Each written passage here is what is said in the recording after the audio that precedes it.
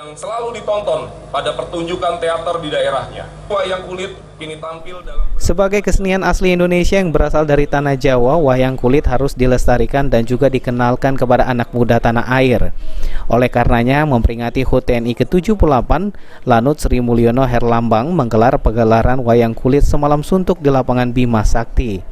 Dalam pagelaran wayang kulit dengan lakon Bimo Krido didalangi oleh Ki Purwoko Pandowo dari Musirawas, disaksikan oleh Kasdam II Sriwijaya dan puluhan warga yang menggemari wayang. Disampaikan oleh Dan Lanut Sri Mulyono Herlambang, Kolonel Penerbangan Sigit Gatot Prastio. Selain bertujuan untuk melestarikan budaya, gelaran wayang kulit juga dilakukan untuk mendekatkan diri hubungan TNI dan rakyat.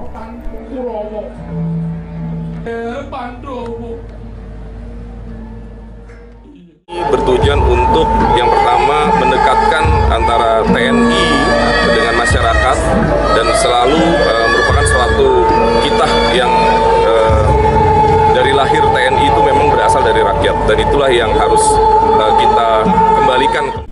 Selain Dan Lanut Sri Mulyono Herlambang, gelaran wayang kulit dengan lakon Bimo Krido dilakukan juga di 78 wilayah baik itu dalam dan luar negeri. Firman Hidayat, PAL TV.